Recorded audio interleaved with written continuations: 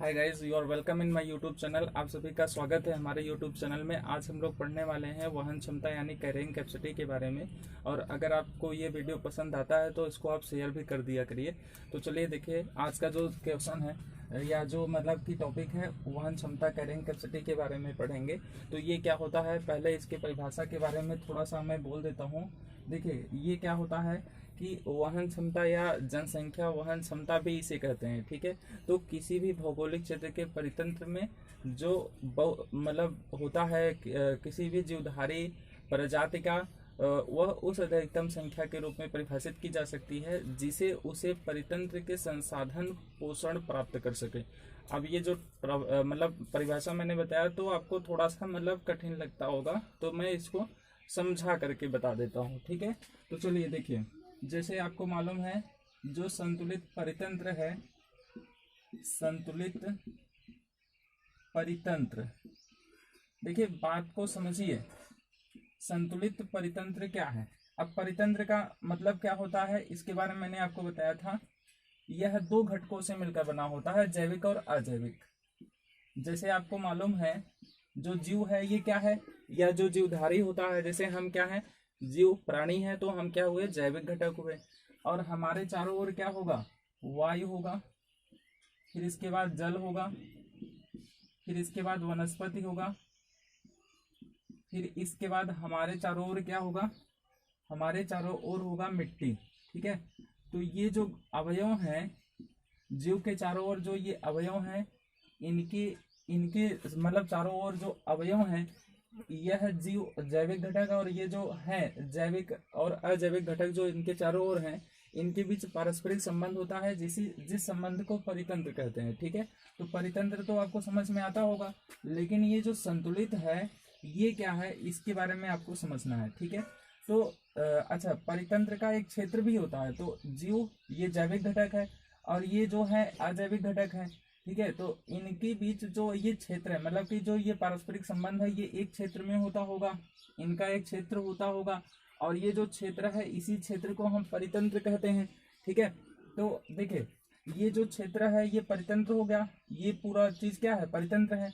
अब इसमें अगर मान लीजिए कि ये जो जीव है, इस जीव की जो वृद्धि है, जो जीव की ये वृद्धि है, ये संतुलित हो, क्या हो, संतुलित हो, संतुलित हो, तो यह है जो मतलब है, जो मतलब ये परितंत्र है, ये क्या हो जाएगा, संतुलित परितंत्र हो जाएगा।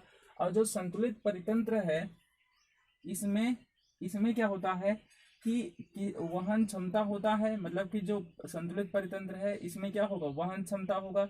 वहन क्षमता का मतलब होता है कि जो जीव है, यानी कि ये जो परितंत्र है, इसी को इसका एक भौगोलिक क्षेत्र होता है। ये जो क्षेत्र है पूरा, जिस क्षेत्र में यहाँ पर पारिस्थितिकी का निर्माण हो रहा है, इस निश्चित भौगोलिक क्षेत्र के परितंत्र में जो जीव है, ठीक है, और ये जो मिट्टी, वायु, जल और वनस्पति हैं, ये जो संसाधन है, ये संसाधन इस जीव को क्या प्रदान कर सके, पोषण प्रदान कर सके। और ये पोषण तब तक प्रदान करेंगे जब इन दोनों की संख्या क्या होगी, समान होगी। यस, यानी जो जनसंख्या है उसी को वहन क्षमता कहते हैं। और वहन क्षमता जो है ये तभी मतलब सही रहेगा, तभी पारिस्थितिकी में कोई भी मतलब विफलता नहीं होगी जब इनके बीच जो संख्या है, जीव की जो संख्या है ये संतुलित रहेगी, या जीवों की वृद्धि संतुलित रहेगी।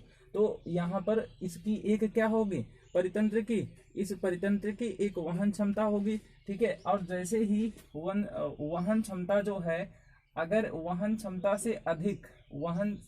से अधिक जनसंख्या में वृद्धि होती है, इधर ही मैं लिख दे रहा हूँ, आपको शायद इधर नहीं दिख रहा होगा तो मैं इधर लिख दे रहा हूँ।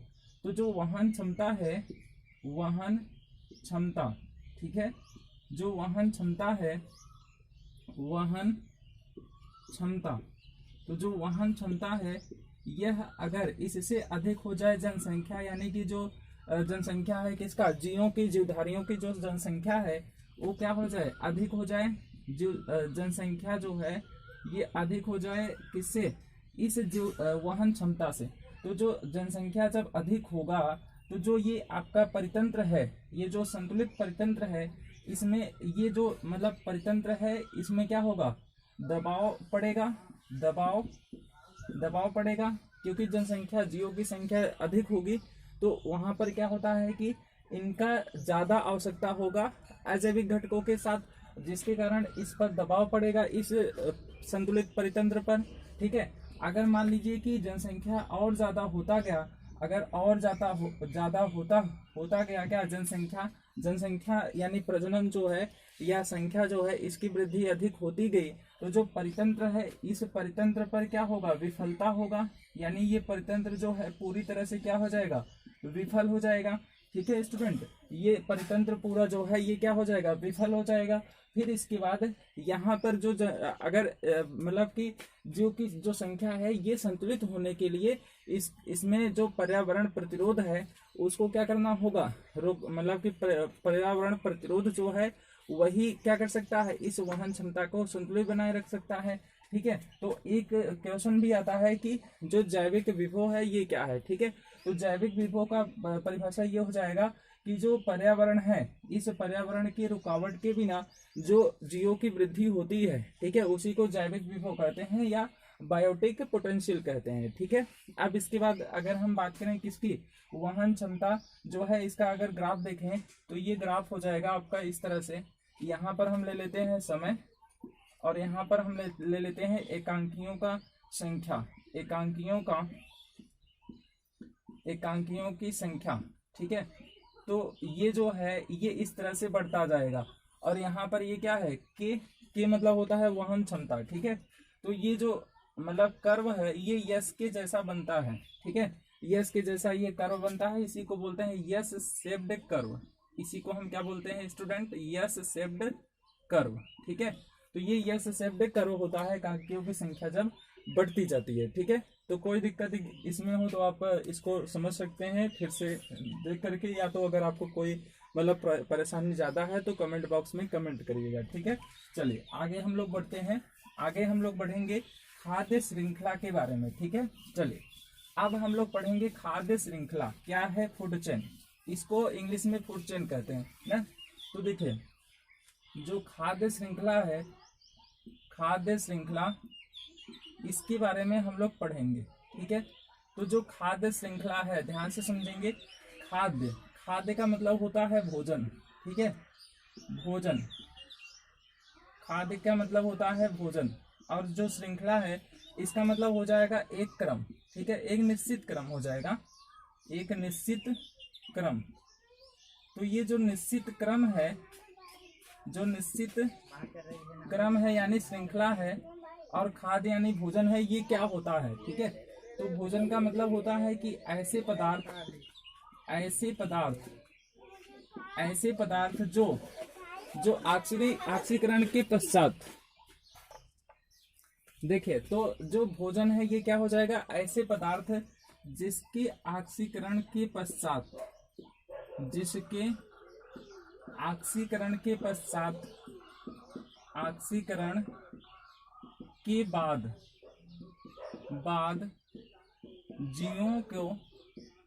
जीवों को ऊर्जा प्राप्त होती है, ऊर्जा प्राप्त होती है।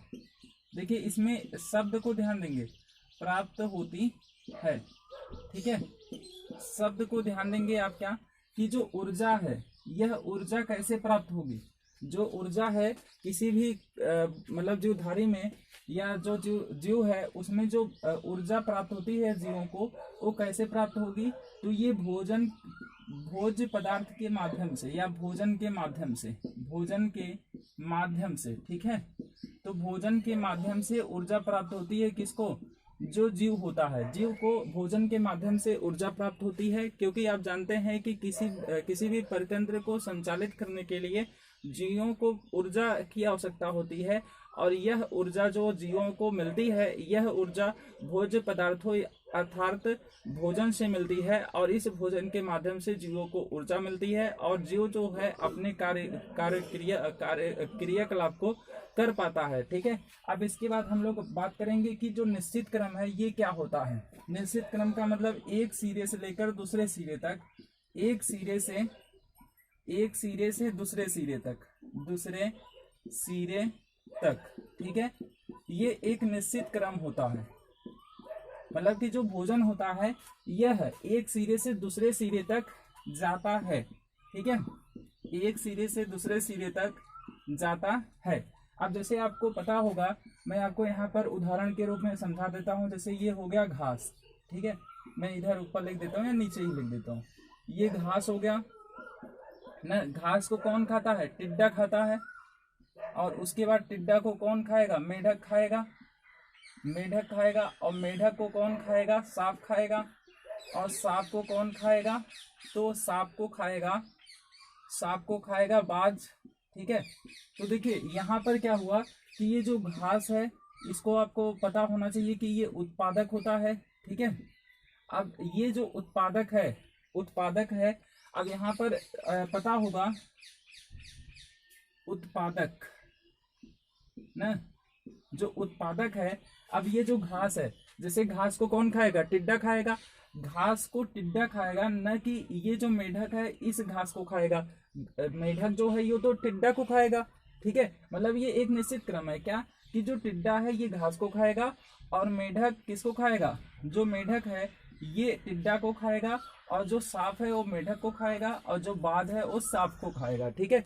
तो ये एक निश्चित क्रम है। अब ऐसा नहीं है कि किसी भी जीव का दूसरा भोजन दे दीजिए जो उसका भोजन न हो। तो यहाँ पर जैसे टिड्डा है तो ये घास को खाएगा, और मेढक जो है ये टिड्डा को खाएगा, न कि जो मेढक है ये घास को खाएगा। तो यह एक निश्चित क्रम है। और ये जो भोजन है यह एक सिरे से, यहाँ घास से होकर के बाज तक जा रहा है। तो ये एक निश्चित सिरा, एक निश्चित क्रम है। और इस निश्चित क्रम से जो भोजन होता है यह एक स्थान से दूसरे स्थान तक जाता है, या एक सिरे से दूसरे सिरे तक जाता है, ठीक है। तो जो खाद्य श्रृंखला है, ये खाद्य श्रृंखला क्या हो जाएगा? खाद्य श्रृंखला क्या हो जाएगा कि जो जीवधारी होता है, जो जीवधारी होते हैं या जितने भी जीव होते हैं वो जो भोजन प्राप्त करते हैं वो एक निश्चित क्रम से भोजन को प्राप्त करते हैं।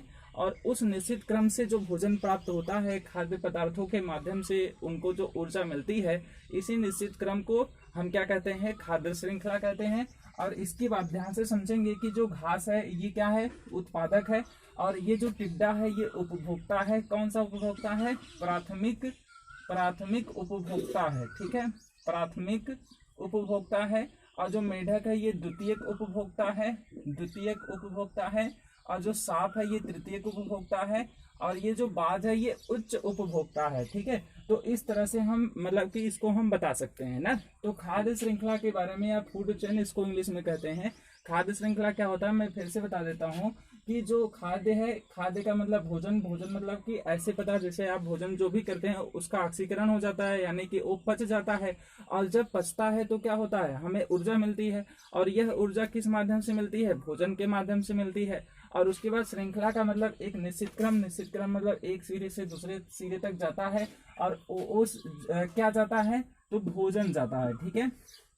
जो भोजन है ये एक सिरे से दूसरे सिरे तक जाता है। और उसके बाद ये जो उदाहरण है क्या है? जैसे घास को टिड्डा खाएगा, टिड्डा को कौन खाएगा? मेढक खाएगा। और मेढक को कौन खाएगा? सांप खाएगा। और सांप को कौन खाएगा? बाज खाएगा। और इसमें एक निश्चित क्रम होता है, जैसे कि ये जो टिड्डा है ये घास को खाएगा, मेढक टिड्डा को खाएगा, मेढक टिड्डा को खाएगा, न कि घास को खाएगा ना। तो उसका अपना एक भोजन होता है जिस जीव का, वो उस भोजन को प्राप्त करेंगे। और उस भोजन को प्राप्त करने के बाद ऊर्जा को प्राप्त करेंगे। और ये भी ऊर्जा एक सिरे से दूसरे सिरे तक क्या होता है? जाता है, ठीक है। तो आज इतना ही। अगर आपको ये वीडियो पसंद आए तो इसको शेयर करिए और लाइक करिए। अगर आप नए हैं तो चैनल को सब्सक्राइब करिए। आज इतना ही। Good bye to all students.